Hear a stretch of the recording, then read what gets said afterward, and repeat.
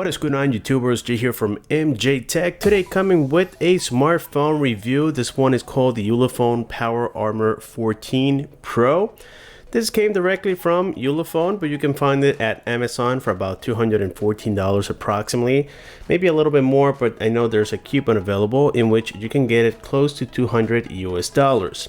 Now, according to the specifications of this particular device and, well, the way it looks, the way it is built, it is not a bad price. However, there's a major con with this particular device in which we're going to hear about it here in just a second. So anyways, here we have the box of the device. It came with this accessory. It is a clip-on case, and nobody really uses these much, but in case you want to attach this, let's say, to your belt or whatever the case may be, then yes, you get like a little plastic case. The phone is big enough already. So anyways, the Armor 14 here comes with a 6.52 water drop display. It has the Helio G85. It comes with 6 GB of RAM, 128 GB of internal storage. It has a fingerprint scanner. Also, you can do Face ID as well. It is IP68 and IP69K certified, which means that it is dust proof, waterproof, and shock proof as well. We get one single 20 megapixel rear facing camera and two other sensors. We're gonna be talking about them in just a second. Now here's a highlight. It comes with a 10,000 milliamp battery, and it does support 15-watt wireless charging and 18-watt fast charging. It comes with NFC, which is something that I really look forward on many devices out there, and also the wireless charging. And it comes with Android 12. Let's go ahead here and proceed with the unboxing. And it came very well protected, as they usually have it. It is a very similar box to the one that we got before. Inside here we have some manuals and a screen protector as well, as you guys can observe right here. Also, we get the smartphone right underneath, and this is what I call the rock. Every phone has a nickname for me. So here on the back side, you can see how the cameras are laid out. We have the 20 megapixel on the upper right hand side corner, the depth sensor here on the lower right hand side corner, and a macro lens here, a 2 megapixel sensor on the lower left corner. Then we have again the wireless charging, 10,000 milliamp hour battery. That's quite huge. Let's go ahead and take it out of this film real quick. And again, we're going to be talking about it here in just a second. I've been using it as my primary device for the past 5 or 6 days approximately. And here we have another divider, where inside we find the 18-watt non-American type charger. We get the USB cable, and we get this so that we can attach it to the phone here in the corner. And that's what we get for the accessories. Okay, so getting back here to the Ulefone Power Armor 14. As I said before, it has a 6.52-inch display. Now here comes that major disappointment that I was talking about earlier. Well, it is a 720p display. Now, in 2022, I would say that's absolutely unacceptable. I don't care if the phone only costs $100. Having a 720p display, that's a thing of the past. This phone shouldn't have a 720p display. So Ulefone, if you're watching this video, please make sure that you correct that with your future generations.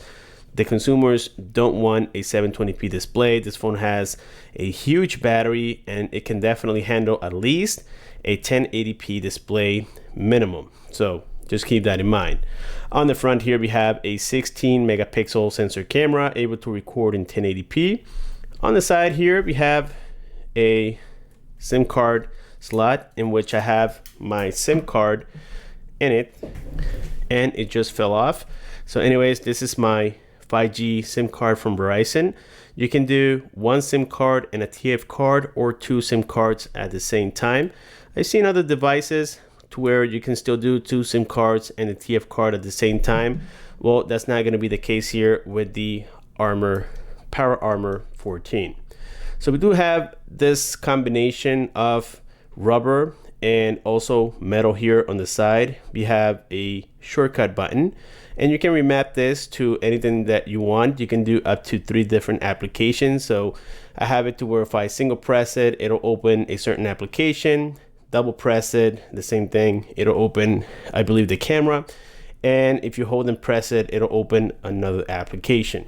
So towards the bottom here, we have the USB-C charger. Let's go ahead and take a look at it, and there we have it, together with the main microphone and the loudspeaker. It only comes with one single speaker. On the right hand side here, we have the fingerprint scanner with the volume rockers up and down, and on the top we get, still, this is cool, we get a 3.5mm headphone jack. So check that out, it is right there. So on the back, as I mentioned earlier, so where we have the camera layout, you guys know that this is the 20 megapixel sensor, and then the other two sensors, one is the depth sensor and a macro lens, along here with the LED flash and the secondary microphone. The back is made out of plastic, and I do like here the combination of rose gold and black or gray. It kind of makes it look, very cool, so I do like that quite a bunch. Let's go ahead and get it started. And as we know already, it comes with 6 gigabytes of RAM and 128 gigabytes of internal storage. You can add a memory to it and get it up to 1 terabyte, which is really cool. It comes with Android 12. It has the Helio G85 with the Mali G52 for the GPU. So this thing will definitely handle games and such. And the system for the most part works well. I don't have any complaints. So right now, here, this is the first boot up. We have the lock screen. Check that out. It does work on Verizon. And if you look here, it supports 4G LTE. And there we can see the battery. Now for the battery, I did charge the device. I was able to use it for that whole week without having to charge it once. It wasn't with heavy use all the time. But yes, this phone guaranteed has 2-day battery. I would say I can almost promise you that, just because it is so huge. And if you use this moderately, meaning that you watch YouTube, you do text messages, some music, so on and so forth, it will last you at least 2 days minimum. So anyways, here we have the system. You guys can see that it is a pretty clean system, and it comes by default to where you don't have the app drawer, just like I'm showing you here right now. So for that, you go here into settings. Then we have here what is called home settings. And then from home settings, we have desktop mode. And then from here, it comes already as home. Okay, but you can select default, and that's the one that will give you the app drawer. So now that we are here, let's go into the about device. Okay, about phone. And from here, you can see that in fact, it does come with Android 12. And we can see also that it comes with 128 gigabytes of internal memory, and the remaining of the information, I don't scroll down because that's where my phone number is. So yes, that's it for that. And we do have here what is called the fingerprint. I already set it up, and that works quite fast. It's quite accurate. I don't have any complaints on that side. So you can see that it is currently working. And then for my left hand side, I have my middle finger here recorded as well. And it comes with face recognition. So I had to lift it a little bit so that the camera doesn't get in the way, but let's try that again.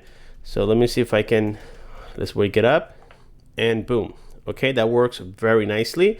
And again, those are features that usually work great with many smartphone manufacturers out there.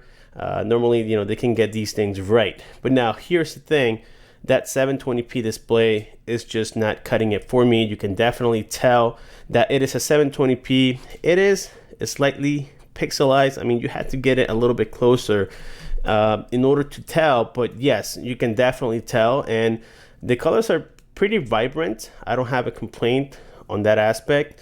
Now the colors do shift a little bit when you're looking at it in viewing angles, and that's because of the quality of the display. Again, that's where they cut corners. I believe this phone would have been maybe close to 400 if they added a much better display. That's what I think. Then here we have the Antutu benchmark test that I completed, and the score that I got was 256,000. Now flagships nowadays, they are scoring about 800,000. So this is definitely considered a budget device. Don't expect anything crazy. And now when it comes to gaming performance, it does quite well. I did play here Ospel 9, but now keep in mind that it is a 720p display. and this is a 60 hertz display as well, so we're not gonna get, you know, cool graphics out of it, but at least it worked, and I didn't notice any major lags coming out of the phone, so that's definitely great news. Also, I have here all my social media apps and everything's working great, TikTok and so on and so forth. Now, talking about TikTok, that reminded me here of the shortcut button. So for this, you scroll down and you go here into settings, then you're gonna have this tab that says custom key.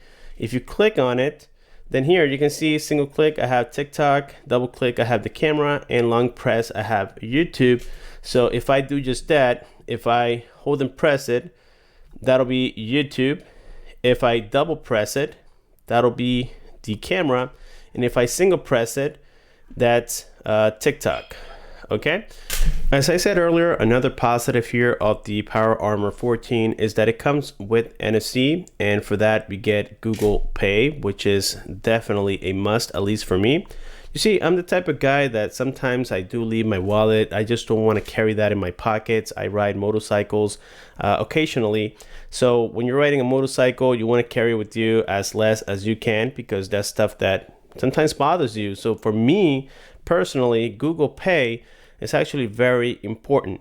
And also wireless charging, just because of the fact that if you think about it, you know, sometimes you get home, you're tired from work, and even plugging something so simple as removing the flap and plugging a wire can become a hassle for you. I mean, I think it's more of a mental thing than anything else, but that's just me. I just rather have it wireless, you know, wirelessly charge, where I sit it in a little dock and that's it. I don't have to worry about that. So yes, it comes with NFC, and again, because of it, it does support Google Pay. So that's a must for me. So at least on that side, they have my thumbs up.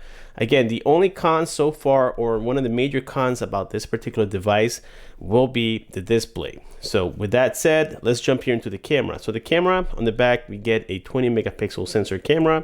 It's able to record in 1080p. Now, it doesn't have optical image stabilization, which again should be something common on 2022 smartphones, at least in my opinion. But it does come with AI technology. So that's good because it's able to detect objects as you're shooting pictures, and according to that, it'll adjust the camera so that it gives you the best picture possible. And of course, let's not forget here about the front-facing camera. This is the 16 megapixel sensor camera, and again, it has wide angle, so it is okay for selfies.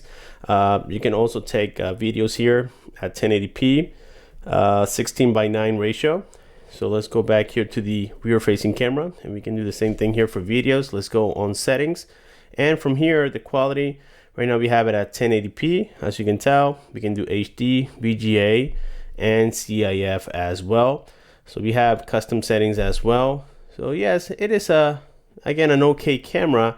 Nothing that will beat any flagship device out there in 2022 like the iPhones or the Samsungs, but for the price, I mean, you can't beat it. It does have a pretty good focus right there. Let's see if I can actually focus it. There we go. And so let's go ahead and check out here this photo up close, and you guys can see that the details are there. I mean, it is not a bad camera. If you take your time to change some of the settings, you can actually get very nice photos. Also at nighttime, same story. It does take decent photos, but keep in mind that at $200, you're not gonna get anything mind-blowing when it comes here to the camera. Unlike many Chinese phones that we have seen out there in the market, the Ulefone Power Armor 14 comes with all the Google applications, so you guys don't have to worry about getting it downloaded or hacking the phone or installing special software into it just to get the Play Store working. This comes out of the box like this, so that's definitely great for an international device. That's quite pleasing.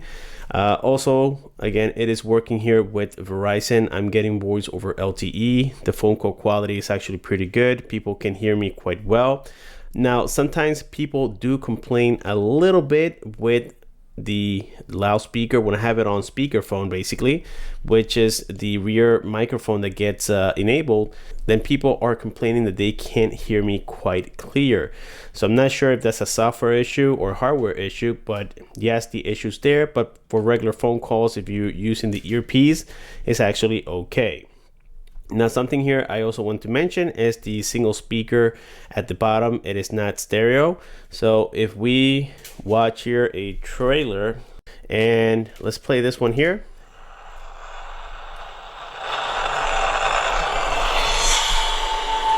Like your mission log, stardate 3901. After a full year of being marooned, our first hyperspeed test flight is a go. Who are you talking to? No one.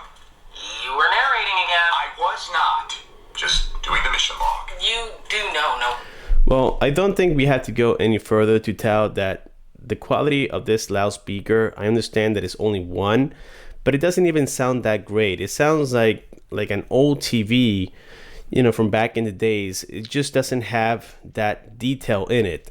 So I would say this speaker is definitely one of the cheaper ones. So again, you know, this company, I know that, you know, they're trying to bring, you know, the best they can according to price, but I would rather pay a little more and get much better quality. I would say that camera wise it has to improve, second, speaker wise it has to improve, and display wise it has to improve.